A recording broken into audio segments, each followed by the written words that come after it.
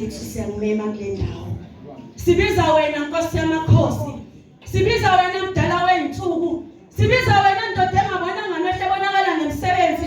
Njengamanje manje sidinga wena. Sicela uNkulunkulu wethu sikhanyisele indlela. uNkulunkulu wethu sihambayo.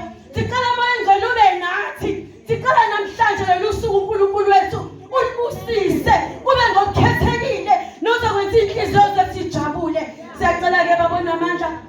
Kuba wena Nkosi osikhethela loyo Nkosi okhethwa amazulu ngegama lika Jesu. Sicela Jehova uncipha uphakame wena njengenkosi nomsindisi. Sizithathe indawo yakho ukhetho lakho lube luhle. Boya ingcwele ngegama lika Jesu Kristu waseNazaretha. Amen.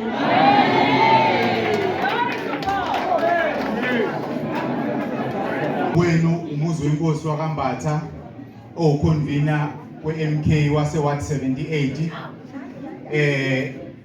Sinayo election team eyakhethwa. Sinabantu abawu15 abasimelele eziwadi. Sinabo sinonobhala uMasuku.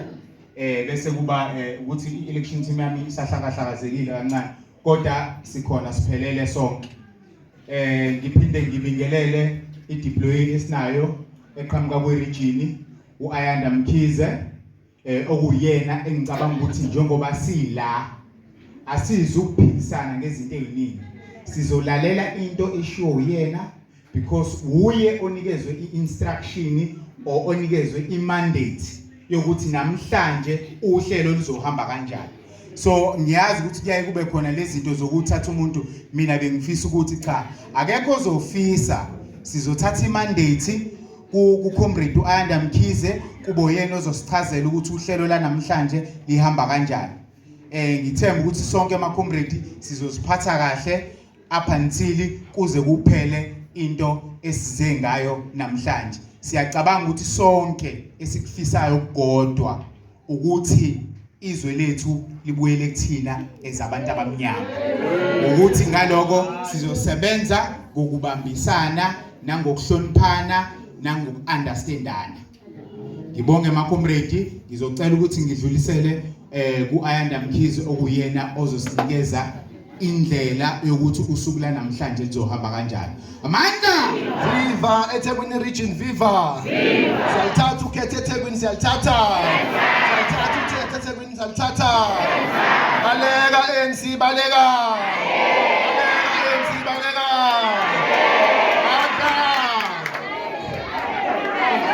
Comrades, ngicela ukunibingelela. Igama lami nguAyanda Mkhize oyimember ye-election task team yaseThekwini region. Ngidabuka le eHammersdale. Ngiye ngizwe kuthiwa hayi iyasho ingane onemlazi. Iyasho nangakithi. Iyasho nangakithi ngawo nami ngibe nesibindi sokuzongena namhlanje emlazi. Namhlanje zimbili izinto. Sizokhetha umuntu ozomela iMK party kuma elections ama local government ngoNovember eWard 78. Siphinde sikhethe ama PR candidates amathathu. Njengoba emathathu ke ayikho into ethi ahamba yobuye emathathu. Kunendlela yakhona ekuvethwa ngayo ngokwama guidelines. Kuze kubuye laba ababuyayo mhla kubuya sazi ukuthi into yakho ihamba kanjani but I presume wonke umuntu la wabonile ama guidelines. Noma sizothi go through wona ama guidelines kodwa ngicabanga ukuthi wonke umuntu la ama guidelines wabonile. Ukuphoxeka kwami kokuqala nje sibeka ama election teams kona wonke ama ward awu112 eThekwini. Kuthiwe bazofacilitate into ama elections. Isikhathi u1534 imasiqeda into ye-registration yokuthi abantu bangene ngaphakathi. Sinabantu abadala la abafike la ngo12, sinabantu abadala la abafike ngo1. So kulelo nje ngeke ngingakuvezi ukuphoxeka kwami ukuthi cha ngiyaphoxeka. Ngiyazi ukuthi mhlambe kungenzeka ukuthi akhona ama challenges abekhona kodwa bekufanele ngifike la. i-election team isiyenzile registration belinde ukuthi siqale i-process bekufanele sifike la ezinye izinto ama-guidelines are only there to guide us kodwa uma ngabe sibeka ama-election teams siye siwathemba ukuthi azokwazi ukuthi ayirane into kuze kufike la thina sikwazi ukuyithatha khona ngendlela esuke sideploye ngayo into yokwenza into ye-verification ye-membership angikwazi ukuyenza mina sengila kodwa umsebenzi lowo kufanele wenziwe yini ama-election teams namhlanje kunento engenzeka angisho ukuthi sizokwenzeka kunento kodwa engenzeka namhlanje la ukhetha umuntu who's not even a member of MK Party ngomsombuluko nise office nizomasha nifaka i-dispute but you as members of the MK Party ewadini you as leaders in your VDs you as leaders of the ward election team anivikelanga i-organization kulokho sasa nizokhala nge-infiltration kodwa into ebekufanele niyibheke nina prior to usuku lwanamhlanje into engiyithandayo ke ikhona into ekhulunywa nge-membership lapha kuma-guidelines namhlanje ngiyafisa ukuthi i-process yanamhlanje siyenze ngokuthula singalwi siyenze ngokuthula ngoba zizoba khona ezinye izinto mina eningayinakanga noma eningawenzanga umsebenzi wenu ngendlela kuzona kodwa uma ngabe zenza ngiyafisa ukuthi sizenze ngokuthula thina we will never fail you and we will not fail the organization laba kumsholozi kunendawo kodwa futhi akathi ngawafunda ama-guidelines ngoba mina into eyodwa engiyimelayo i-MK Party siqala abantu bengayifuni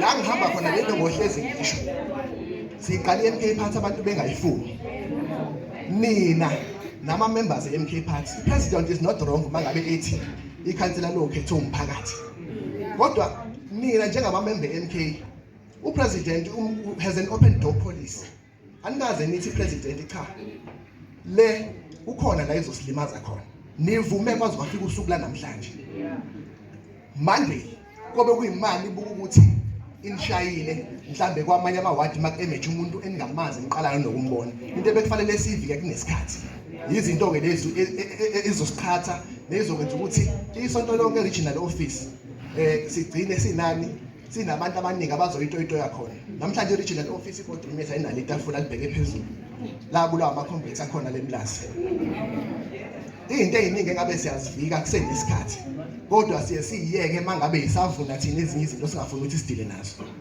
ningixolele ngiyazi ukuthi isikhathi sihambile kodwa ezinye izinto kufanele ukuthi sidlule kuzona uyabo ezinye izinto ke sinakwazi ukuyivimba but asi-attend kusenesikhathi ngicela ukudlula lapho ngiyithi nje kancane before ngingene kuma-guidelines ngiyacela namhlanje ukona konke enizokwenza nikwenze ngonembeza ngicabangela abantu bale wadi ukuthi la sibuya khona sibuka namhlanje akulona ilanga lokudlala ipolitiki umhla ka-4 November akulona ilanga lokudlala ipolitiki kodwa ilanga la khona kuqala i-revolution yangempela yomuntu omnyama. Politics has failed us for 30 years. Ayisenzelanga lutho ipolitiki kunaloko it's a system that was created by abelungu ukuthi sihlukanise bese bebambalwa abanothayo kuyona. Yezwa lonto uma ubuke emawadini siba namakhansela, the only people who benefit kuyona yonke lento kuba abantu abasuke bekwi-cycle yalo.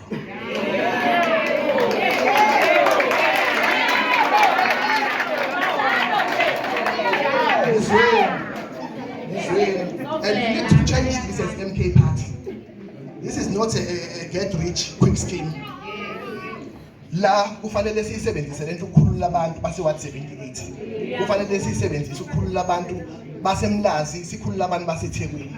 Asiyenzeke ngonembeza ngoba namhlanje abanye benu bala nibhasa abantu abangekho kuma programs eMK Party singaze sibabone.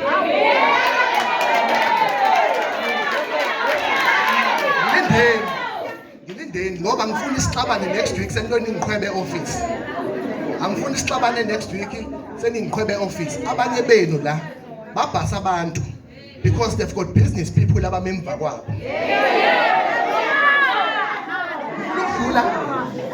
ngoba ngifuna ukuthi lento masiyenza namhlanje siyenze ngoNembeza sicabangela abantu base what 78 sibakhulule. Yayizwa lonto. South Africa has turned into a mafia state. Uhulumeni uphethwa bamafia, omasipala baphethwa bamafia. And ithini esiyenzayo lento, once wabona into emuva ubusuhamba uyesubmitter kwemafia eliseduzane. Ngicela ukubo wakho ngifuna ukuyithatha lento eMK. Ubuye sewunamatekisi, ubuye sewunokudla, uzothatha into ama-comrades abeyisebenzela kanzima enethemba lokuthi azokwazi ukukhulula abantu. Lento ngohlezi ngiyikhuluma ngoba isilimazile endaweni eziningi ezivela kuzona. Mina ngivela endaweni yasemakhaya, isilimazile kakhulu lento. Futhi eThekwini lilonke mina anginankinga nokuyifela lento. Lilonke nje iTheku anginankinga nokuyifela lento yokuthi asikwazi ukuthi umzabalazo wabantu kube umzabalazo esonothisa ngawo abambalwa. We need to uplift as many people as possible. Sikulwele lokho. Ebese MK party sengiya kuma guidelines. Ebese MK party uma suwena ngomhla ka4 November singenzi njengabanye ukuthi noma ngayini eyotholakala kwintuthuko imisebenzi kube yabangani bethu.